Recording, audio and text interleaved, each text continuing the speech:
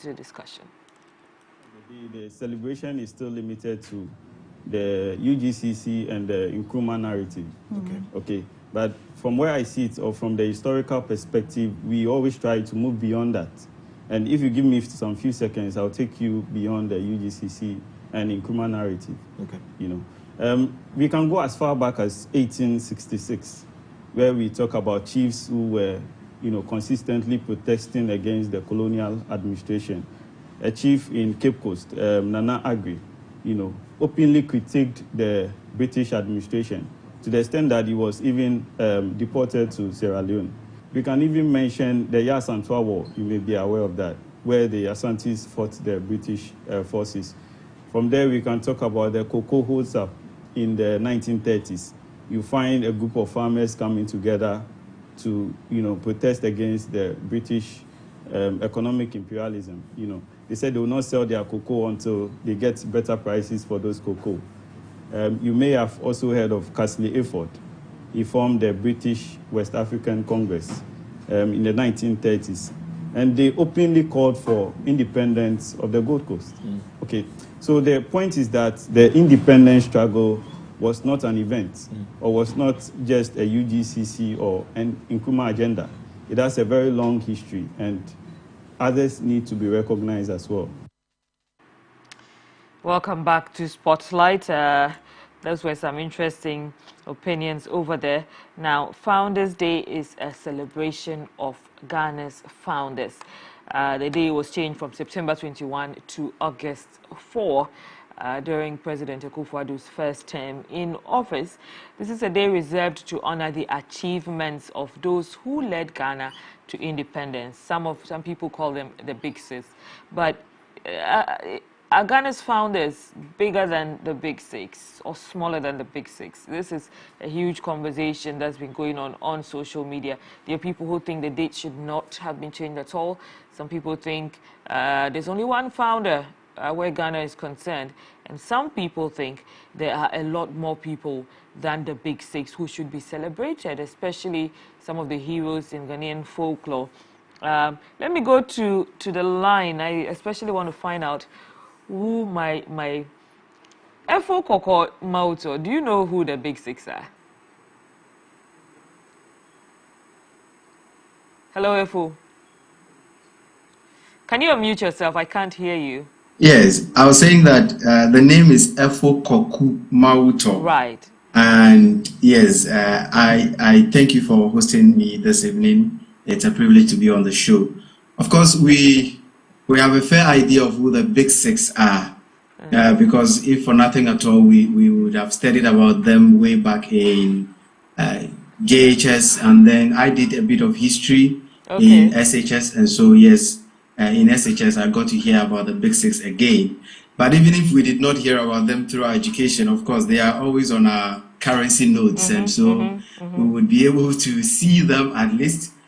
See their faces or the pictures of them, and then when they are mentioned, we can always relate to them. So yes, we know who the Big Six are, but as to whether the Big Six are the only ones to be credited for the independence of this country, for the founding of this nation, I am one of those who believe that the net of, or the pool of founding mothers and fathers are bigger than the Big Six. I am one of those who believe that we should extend the credit that is due those that fought for the independence of this nation way beyond the Big Six as we know them. Yes, Nkrumah played a big role. Yes, the UGCC and all of its members played a big role, but we can never take away the effort of the market women who would day and night support these men that were at the forefront. We cannot take away the contributions of the women who convinced their fellow women to support the independence struggle. We cannot take away the contributions of the women who, for instance, contributed to our flag, the Ghanaian flag, you know. And so for me, we should always extend the conversation beyond the men whom we know, because it pays credit.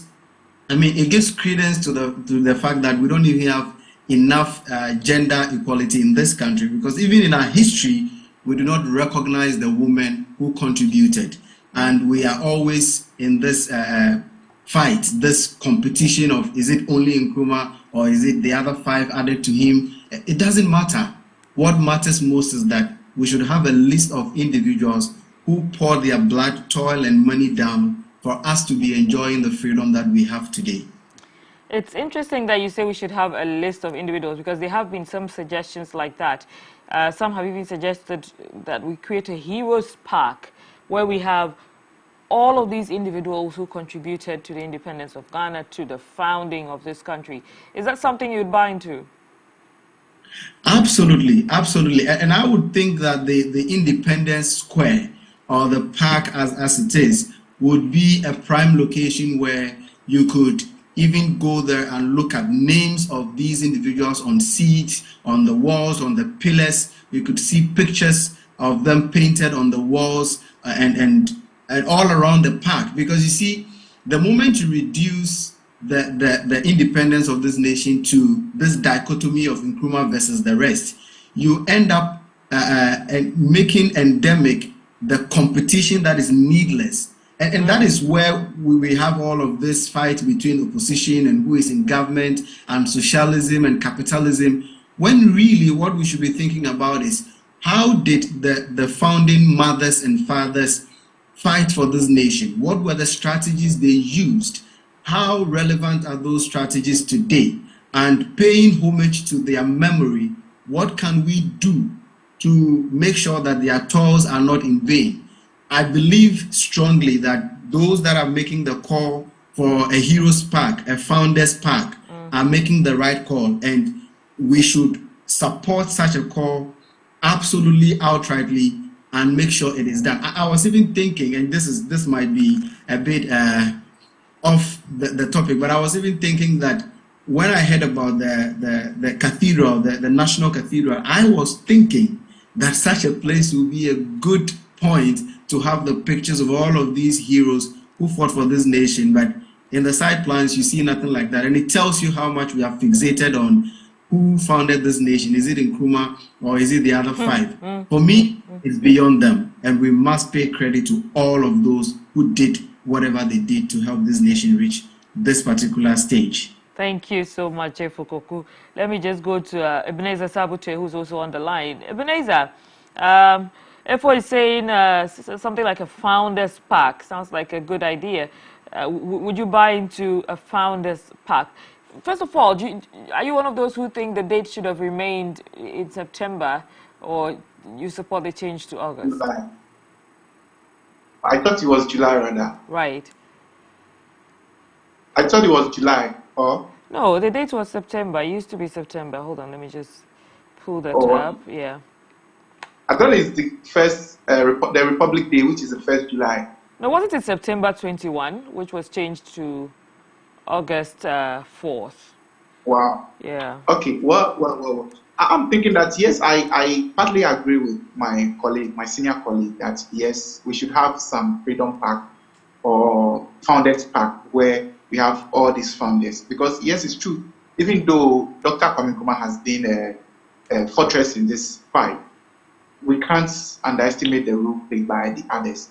And like he was saying, our women also play the role. Our market women also play the role. I mean, we didn't just wake up one day and then we go to fight. Our mothers convinced their partners that, hey, we need to fight for this country. They fed the people of this country so that they could be able to do the fight. So that role that they play must also be recognized. And you know that a nation that doesn't recognize its people is virtually, not worth dying for. So for me, yes, I kind of agree with him that we should have Founders Park in a way, or if like a facility where we have all these people, all these founders from Yasantua to whoever. And that even reminds me, he was talking about the gender balance thing. Yes, how come the Big Six, we don't have female in it? There's no female in it. And we were told by history that Yasantua played a role in, the Asante's kingdom, the Asante's fight against the US or the UK and whatever it is. So it means that the women also played a role in getting our independence. How come we don't have a woman as part of the Big Six? yes, a woman may not be part of that category of people, that group of people that went into a particular purpose or a particular meeting to decide on this. But at least the women also played a role. Our women played a critical role in getting us where we are today. So we can't underestimate the role they play. And I believe that maybe we should find a nice facility, or if we may have to plan it, or we may have to build it. It can be at a cathedral, or maybe another facility behind the cathedral, or in the vicinity of the facility of that cathedral, that we say, okay, this is for the founders. This is to remember our founders, where it should be like a museum, like the way we have the Kwame Nkrumah Museum, where we have stuff about Nkrumah and all that, the big and all that. Yes, we should have something like that, if at the cathedral area, or maybe a small place at the cathedral, so that we can remember all these people, because they all played critical roles in getting us to where we are today, and we can't underestimate all these rules, especially the women. And I mean, I'm surprised, but it just came to mind. Like we don't have a woman in the big six, and we have gender advocates, we have women advocates, always on TV, on radio. I mean, fighting for the woman and all that. But women also needs to be celebrated. Women played roles in so many ways. They were feeding us, like I was saying, they were feeding our soldiers who were going for the battle. I mean, aren't we aware of that? Some of them were going for battle themselves. You see, they were going for battles themselves. Of course, Yasintua went for battle. I mean, our police force and all that, there were women in those groups. So why can't we just celebrate them? Why can't we remember them also? At least they also need to be acknowledged. So yes, I agree with my senior colleague that these women must also be acknowledged in a way. As for the day, I don't believe in the fallacy that it should be either Nkrumah alone or the others. I think people have struggled before all these people. Many people have struggled before Nkrumah was born, before General Kufuor and all these people were born, and that. Yeah, so maybe we could just find a way to celebrate all of them, so that it doesn't become like only Nkrumah. Yes, there will be a particular class of people, a particular class of community that thinks Nkrumah alone deserves that honor. Fine, I can't contest them. It's up to them. But I feel that a lot of people struggle for this country, and they all need to be celebrated. They all need to be acknowledged one way or the other. It can't be the same way as Nkrumah, yes, but at least they should also be acknowledged. Yeah. Right. So at least we agree that our history is overly silent on the role of women. But let me check with Prince. Prince, is there a way we can monetize these holidays and, make some money out of it? Put it something under tourism and be able to get some economic capital out of these holidays? Yes, absolutely, you're right. And I think that we can observe this and then make it and then generate more money out of it, monetize it. So as Ebenezer was saying, we can, bring all the founders together, not bring them physically, but then we can put their names together, make placards, and then put them at the National Cathedral or any other tourism center in the nation. So we can, boost production. We can also boost tourism in the country, where we would bring students on board, where we would educate students that these are founding fathers. So there is a place that you can visit, and then people, even with foreigners outside the country, can even come and then witness or see some of our founding fathers. So we have our big sis. So what we can do is that we can have a center that will seek to promote what they did. All right, we can have books on them. We can also have, so these books can be sold at prices where people will come, and then there are foreigners or there are people out there at Britain, at England, at Sweden, who once colonized us and would want to know what happened in Ghana, the then Good Coast. So I think that it's a great opportunity for us to monetize our big sis for the Founders Day, and then I think that it will be of a good value for the tourism sector. Right. Thank you, Prince. Let me just move into our next topic. And earlier in the week, we discussed the monkeypox virus, which we know is in Ghana presently. And there are quite a number of Ghanaians, some 33 Ghanaians, who have been infected by the monkeypox virus. Now, we know on Saturday, July 23, the World Health Organization also declared the monkeypox disease a global health emergency of international concern.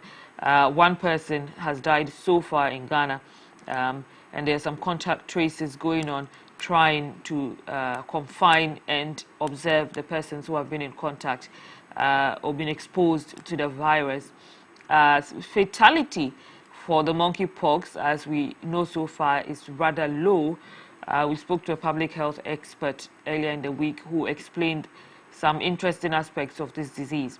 One of the areas of concern was that there has been particular focus on men in the gay community who are believed to be of high, very high risk because they have been most infected by this virus. What I want to find out from my panelists, Efo, let me come back to you. The World Health Organization has spoken on this, and it has mentioned that the disease is prevalent among the gay community. Now, the concern here is the organization rushing to put this information out there, because doesn't it further marginalize an already marginalized group of people? This matter of the gay community being at higher risk of catching the monkeypox, of course, it's quite a dicey situation, because you are careful as to how to go about broadcasting such an issue, so that, as you mentioned, people who are already a minority, who are already in a marginalized position, are not further, or their situation is not further exacerbated. But it is also good to put it out, because it's a matter of health emergency, and you want to make sure that every good information, every important information, every helpful information is put out there, so that people are aware. Because when you put such an information out, it is not only the only normal straight men and women who get to be aware. It's also the gay men and the gay men who are involved also being aware and knowing how to protect themselves. Because don't forget the fact that because they are gay doesn't mean that they are not productive. So we still need their productive force as a nation, as a world, as a community that is looking for development. What I can say about the issue is that we need the government to be at the forefront of the information that goes out and how it goes out, so that the information is not spread as though the monkeypox is being caused by gay men. Okay. Gay men are at a higher risk of catching the disease, yes, but they are not the ones who are spreading the disease. They are not the ones who cause the disease. The disease didn't emanate from gay men, and that information must be put out there. So I think that is the key issue that we should be looking at.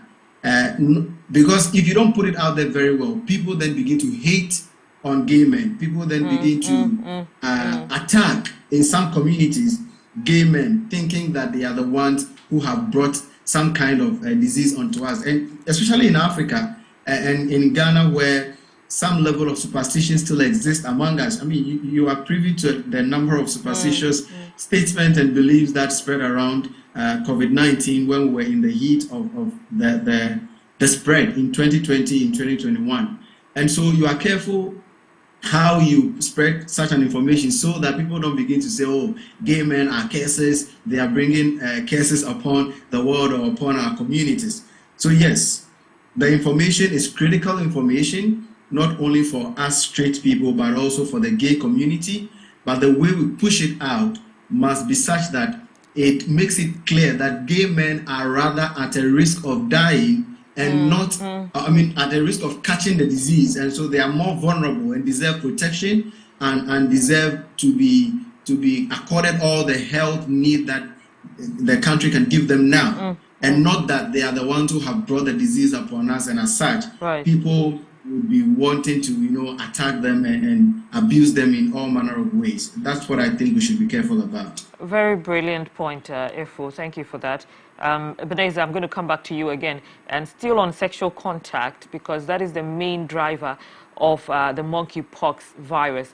Now, where heterosexuals are concerned, it still now ranks among STDs, how can we sensitize, especially the public, about this particular illness? And I'm talking about the role of the media in sensitizing people to recognize this as a very alarming situation and try to, I think the World Health Organization has rather recommended protection rather than abstinence in helping to combat this virus.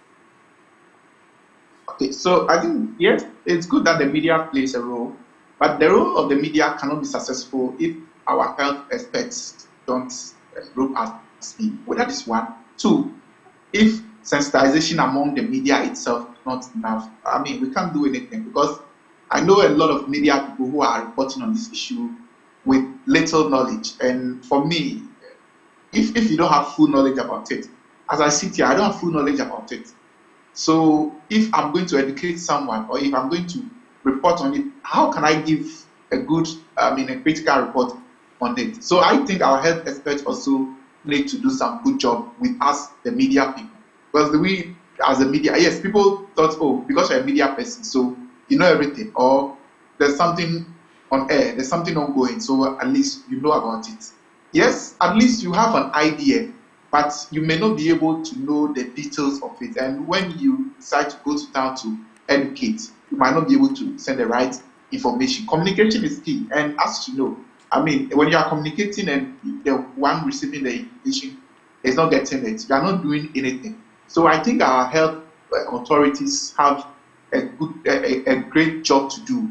I mean, in terms of carrying the media along, sensitizing us to know how this this disease is spread, this virus goes on. Yes, it could be that, okay, the lesbian community or gay community are high risk of getting this virus and all that. But yes, the other communities may also be at high risk through something that we may even not straight know. people are getting it. It's just rather high among gay people. Yeah. So it could be high among straight people as well that we may not know. So I think that there should be some sensitization among ourselves as media people. Then when we understand the issues very well, when we understand the details of this virus very well, then we can terminate it, or we can send it to the general public or the community. So as soon as possible, as early as possible, I think that education should have been going on by now, because the virus is really spreading. This morning or this afternoon, I was hearing it's a worrying trend. It's an emergency in the US. And if the US, with all their health, equipment, their health facilities, their health, the kind of things they have to protect themselves, take care of their people and all that, the virus is spreading that wide, then you can imagine we in Africa. I don't even want to mention we in Ghana, because you and I know what happens in our health facilities. It was just recently that we were discussing something that was happening at the Kolibu or something like that. And so, yes, I think it's good that the media have a role to play, but our health experts, the Ghana Health Service and all the other authorities also have a bigger role to play. They need to rope us in so that we can be able to send the right information to the public. Right, that's pretty insightful there. But let me come in with Prince Dogbe here. Prince, now, since this was declared a global health pandemic, do you think Ghana has reacted appropriately? Have we put in place any emergency responses, or is not time for emergency responses? I remember the health expert we spoke to earlier in the week mentioned that it's not on the same level as we had COVID-19, so we don't need to react in a very alarming manner. But what if we don't react and then out of the blue, the cases start to increase? All right, so I would say that this is just immediate after the COVID-19, and we knew how we experienced the challenges of the COVID-19. And this is another virus or another disease that has come, which is being declared as a pandemic. And then I think that the current government should put in strategic measures. We shouldn't see it as a normal disease or as a normal illness. The monkeypox is a serious threat to the nation, and then it can cause serious crisis if care is not taken. So the government should embark seriously on it, put in measures. And then I love what the Minister of Health said, that they are doing contact tracing. But then what I do not like is the fact that he is saying that the disease is not as critical as COVID-19. So basically, we should not see that as a normal disease or as a normal illness, but then we should look at it from the perspective where we want people to be healthy. Because when this virus spreads, and I tell you, to get to a time where we will begin to experience economic clampdowns again, like COVID-19, people will not be productive again and all that. So in as much as we are doing the contact tracing and all that, government has to take seriously civil education. So this is where the NCC must come in to embark on serious education. Let us educate people on the measures that they need to take to avoid the spread of the disease. And then just last month, someone died of COVID, of the virus, the monkeypox, and it is a threat. Okay, and then Greater Accra, as Greater Accra has been seen as one of the places that is containing the virus. All right, about 50% of the virus is being contained in Greater Accra. So we shouldn't see this as a normal issue, but we should look at it like it is COVID-19. Because when COVID-19 came, I saw the minister embarking on serious education. I saw people, health officials, taking good care of themselves and all that, wearing the preventive, what do you call it, seeing to the preventive protocols and all that. So we should come on board, bring everyone together, stakeholders of the health ministry should come together and see how best we can help curb this disease now and not wait till it what escalates before we come and then react to the situation. So since it is not out now, what we need to do is that we should embark on serious education, and then so that we can be able to, mitigate the spread of the virus or of the disease. Thank you, Prince. I was also just wondering, well, in the case of wildlife parks and zoos, where we know this is something that was transmitted from, original transmission was from animals to humans. Should there be any special arrangements at these wildlife parks and zoos where they actually keep animals? I should also just mention that as of 4 days ago, the confirmed number of cases in Ghana were 34. So yes, if you can just speak to that. Yes, so we know that it spreads. I read a story and then I saw that it spreads through rodents as well, and then also wildlife. So basically, it is a zoonotic disease where it can also spread from animals to humans. What I would say that we can't put sanctions on those who are selling the bush meat, okay? But then what we can do is that as a people, we can buy them, but then when we buy them to consume, especially when we cook them properly, it must be well cooked. So I would advise us that in as much as we are trying to fight this, we should also refrain from going out there to eat at chop bars who sells bush meat, all right? What we should do is that we should buy it ourselves and then cook them properly. And then the veterinary service should also come on board. The Ghana Health Service should bring the veterinary service on board, educate those who sell meat, and then educate consumers as well that this disease can be spread through animals. So this is what you must do when you get the meat and all that. And then it also comes hygiene, okay? Hygiene also comes into play. So those who rear the animals, those who kill the animals, slaughter the animals, and then send to the market should also be sensitized on this disease. And then the bottom line is that the consumers must also be sensitized, cook their meat properly, so that this virus cannot spread through animals to humans as well. Right. And let me just take some of the recommendations against to protect yourself against getting infected by this virus. And these are the recommendations from the United States Center for Disease Control and Prevention. And they say you should avoid contact with people who recently got the virus or people you think are infected. How you find out is quite dicey there. But also wear a face mask if you are in close contact with someone who has symptoms. I think the easiest way is just to wear a face mask regardless of whether you know someone has symptoms or not, because you never know when you're in direct contact with someone who has symptoms, because sometimes the blisters can hide beneath clothes when it's not full blown yet. Use protection when during sexual contact, and that should help you a lot in avoiding contracting this virus. Okay. Also avoid contact with animals who can carry the virus, and these animals include sick or dead animals, and particularly those with a history of the infection. Sick or dead animals. If you're someone who likes to go close to sick or dead animals or even eat them, you should be completely avoiding them. Now, also animals who particularly have history of this infection are named as monkeys, rodents, and prairie dogs. These are animals to avoid in this time. Also, practice good hand hygiene. Some of these are very similar to COVID-19 preventive measures. Practice good hand hygiene. Wash your hands, especially after you come in contact with infected persons or suspected infected persons, animals or humans. For example, wash your hands with soap and water, or use an alcohol-based hand sanitizer.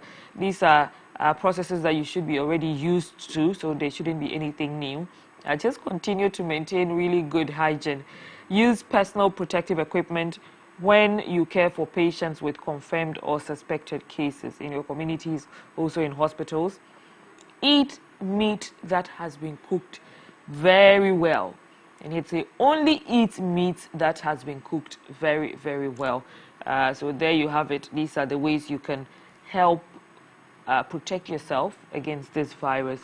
Let's move on to allegations of the GLC asking students to take and to sign an undertaking before taking the law school exams. This undertaking is supposed to relinquish their rights in so many ways.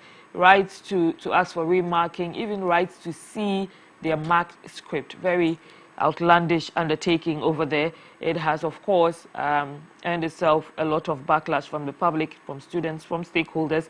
Let's just take a listen to some part of this and come back to the discussion. Rather unconstitutional undertaking issued by the General Legal Council, which is the regulator of legal education in Ghana, to law students taking this year's law school entrance exams. The so-called undertaking, which the GLC has issued, is forcing applicants to sign a procedural precedent, asking students who are taking this year's entrance exam to relinquish their rights to request for remarking, retallying of marks, and even to see their marked scripts. This undertaking is not only unconstitutional, but also one that flies in the face of everything that the law stands for: justice. As a human rights organization, we cannot watch on unconcerned whilst this illegality and massive violation of the rights of law students in Ghana is being perpetrated. Fellow members of the press, you do recall that last year there was a whole brouhaha over the law school entrance exams when some 499 students who had attained the conventional mark of 50 were denied access to the law school, primarily not because they did not qualify, but due to lack of space. The General Legal Council has still not explained to the people of Ghana, albeit the later admission of the 499 students.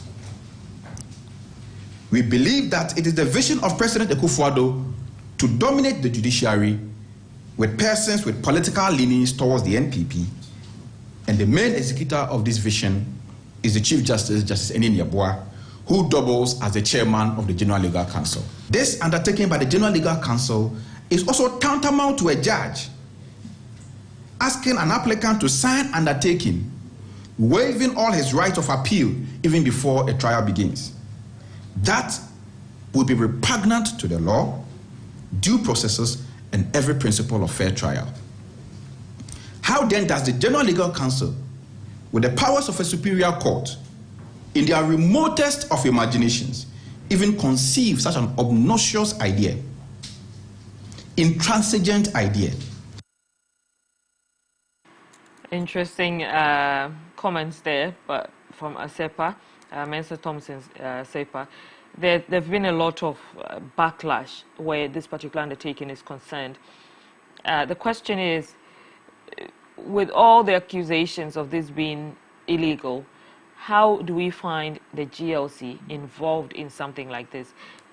This should be the pinnacle of legal knowledge in Ghana, if I may say so, because of the composition of the GLC. But Ebenezer, do you want to weigh in on this?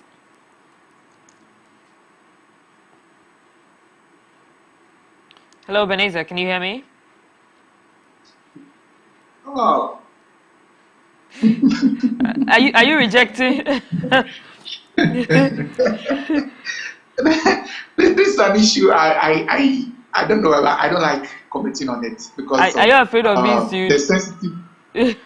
Oh no, because of the sensitive nature it is. I don't like commenting on it. Have you attempted going to law school before?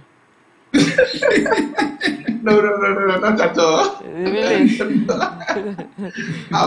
I'll just plead with you to pass on the baton. I hear you. Efo, do you have the courage? Yes. Do you have the courage to weigh in on what has been passed on?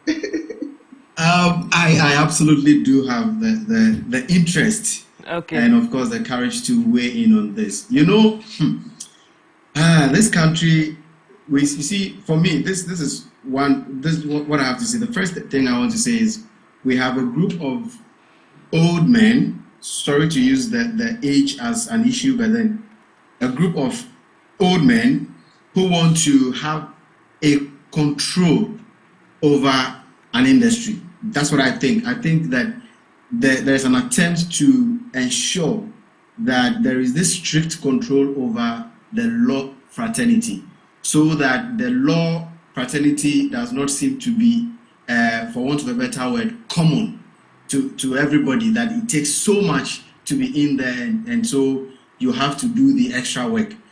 Even though I understand that perspective, I believe strongly that whatever is happening now is unjust.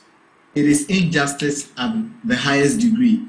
You cannot ask me to sign an undertaking that I am going to write an exam.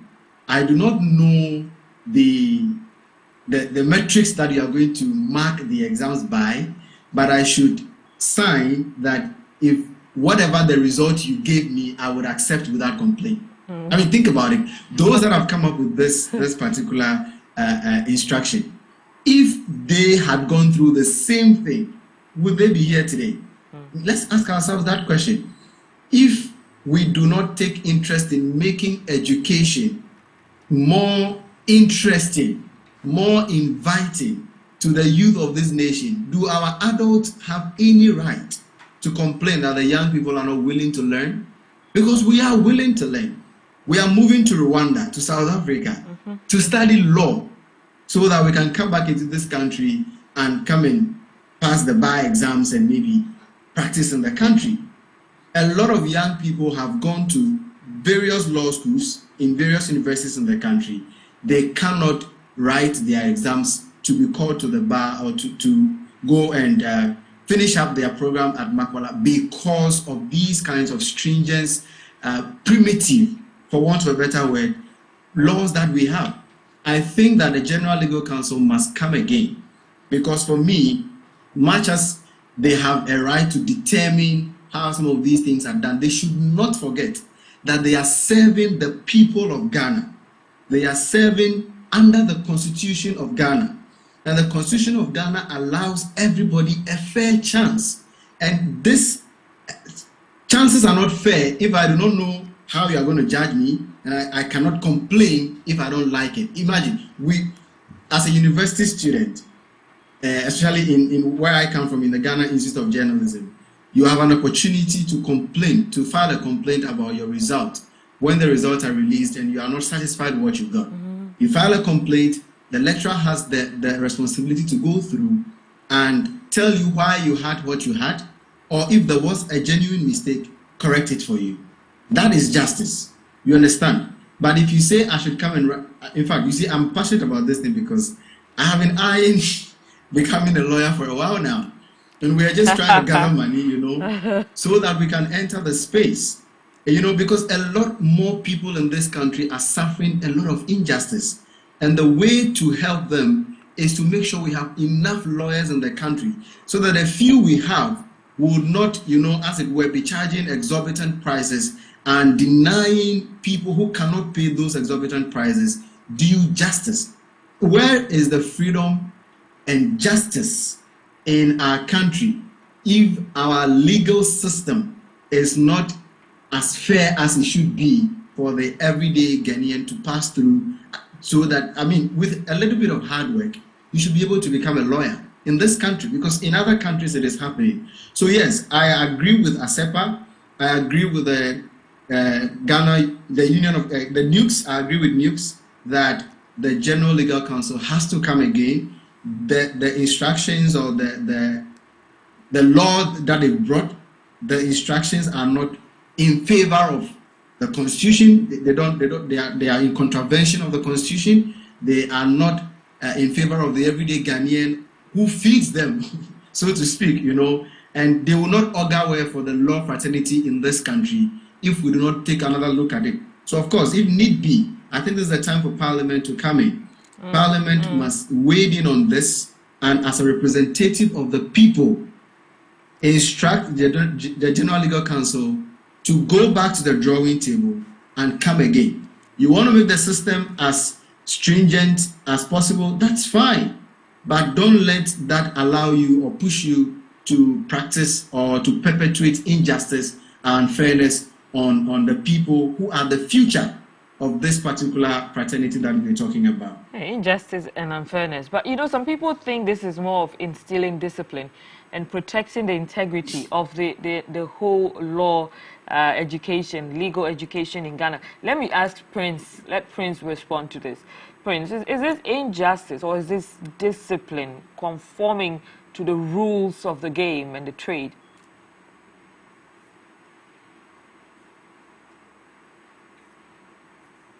Prince, can you hear me? Yeah, follow. Yes. So please, I'm asking. Can you come over again? Yes, my question is this really injustice or is this discipline in a way that protects the integrity of the whole legal profession?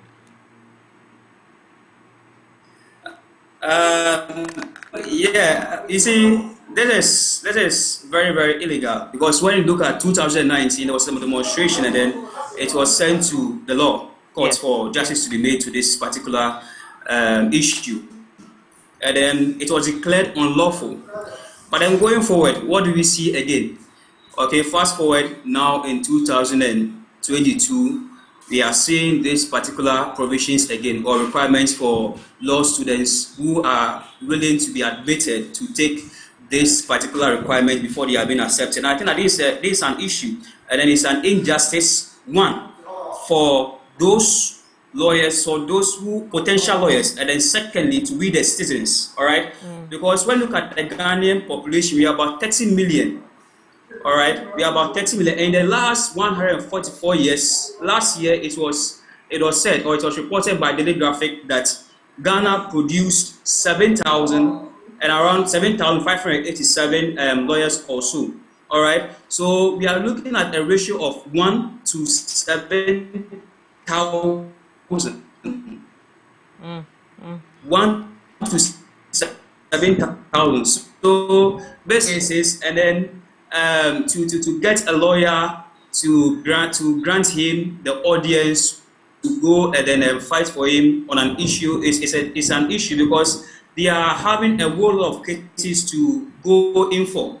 So this is a time where we need to make it a bit more flexible how to study law. But why can't we make it flexible here in our country and then make people study law in our country?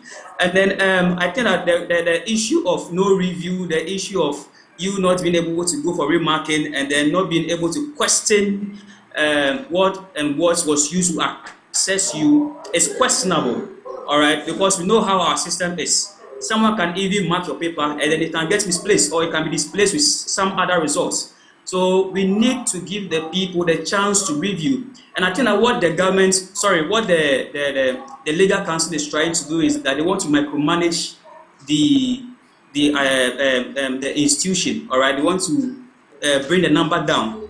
And I think that if you want to manage, you want to bring the number down, there is a time where we have to bring in a lot of facilities, a lot of institutions that can train lawyers. All right, we can bring them those facilities rather than seeing to it that our people here go out to study law. And then out there, people are coming out as lawyers and it's helping the country. All right, but then I don't know what we want to say, but it is unlawful and it's injustice because in 2019 it was declared as unlawful. So Right. going forward, I wasn't expecting that these provisions may come in again. And Thank you, I think that Prince. this issue should be sent to court again and then justice should be Right. taken. Thank you, Prince. I really wanted to pick your mind a bit more on that, but we're running out of time. So let's quickly touch on the extension of the SIM card re-registration exercise by Honorable Ursula Owusu, who's Minister for Communications and Digitalization. Let's just take a quick listen to her press conference and come back to the discussion. That there was a 90% drop in SIM registrations as soon as the first deadline was extended on 21st March. Until a week ago, there were no queues at any registration center. People started rushing to register when they realized that the deadline was imminent after going to sleep when it was extended. About 50% of those who have completed the first stage of the process have not concluded the second stage. They have linked their SIMs to the Ghana card, and so that cannot be attributed to Ghana card challenges.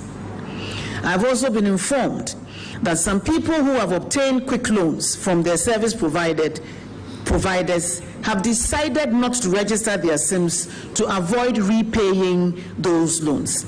That is evil corruption, and you will be found out.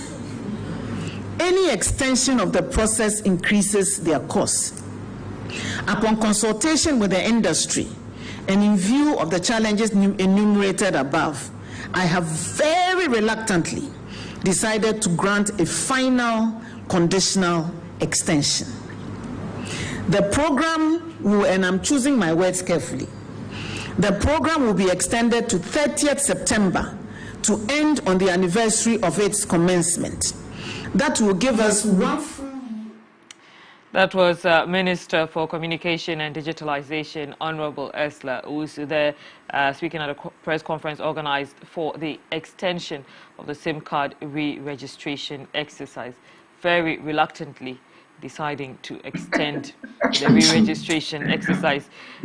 From your laughter, I am very interested in hearing what you have to say, especially if any of you is owing any mobile money, sorry, is owing MTN or Vodafone. Let me come, we're almost out of time, so if you could do this in 1 minute each, just give me your words, your thoughts on this particular extension, especially the app that has been introduced. Do you think this makes it easier for people to register with a fee of 5 cedis?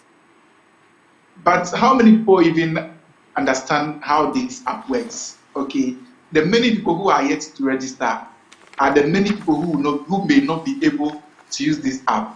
So for me, I think the extension is good, but why should there be a deadline on it? I don't get it. Like, I mean, registration of SIM card. So if you are now going to use a phone for the first time, does it mean you can't get a SIM to buy? Or how is it going to be?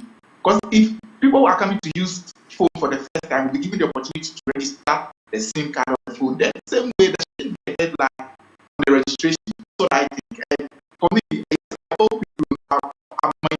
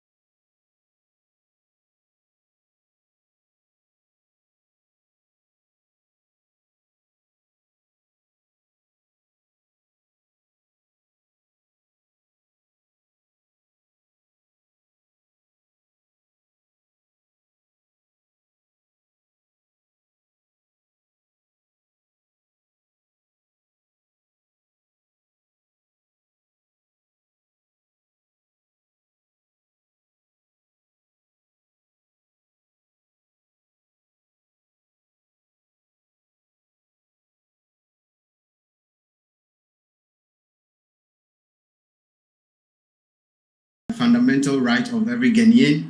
We deserve to own a Ghana card. And if there are processes to owning the card that are not complete for a lot of people to have their cards, it is not their fault for not registering. Yes, there are people who are recalcitrant, and there will be recalcitrant in every society. So I do not agree with that. Secondly, I want to really touch on the minister's language. I mean, you serve us, Madam Minister, you serve us. It's our money that pays you. You don't talk to us like that. That you have reluctantly. In the first place, there shouldn't have been a deadline. And then the ministry placed a deadline on it. We complained. Well, I have registered my SIM card, you see. But you see, we must understand that in every innovation, there are the early adopters, there are the late adopters, there are the laggards. So as a policy planner, when you plan policy, and the policy is an innovation or an invention, you make room for the communication of that policy to the various facets of the recipient. Okay, so if a few have been able to accept it because they are early adopters or late adopters, you don't blame the laggards for not adopting it, right? You find ways and means of convincing them of the economic value of registering their SIM cards. And so, yes, I disagree with the language that the minister has used over time. That language of I reluctantly, that idea of people owe quick loan. MTN has always been collecting their quick loan from their clients or the people who take quick loan from MTN. And Vodafone has been collecting their money. All the savings and loans who give loans through mobile applications have been collecting their money without re-registration. Let us not make it look like it is the SIM card re-registration that will help to collect quick loan. In any case, how does collecting quick loan concern government? MTN is a private organization. They give their money out. Thank you so much. What we should do is to let the people know the economic value of what we have to do, and I'm sure they will do it. Thank you for having me. Thank you, Efokoku Mauto. He's a multimedia journalist. We also spoke with Ebenezer Sabote, who's a journalist at Joy News, and Prince Dube, a journalist with the TSD Group. My name is Unwong Falong. On behalf of everyone here at MX24 Television, we are grateful for your time. Have a fantastic weekend, and see you same time Monday, 5 p.m. Good evening.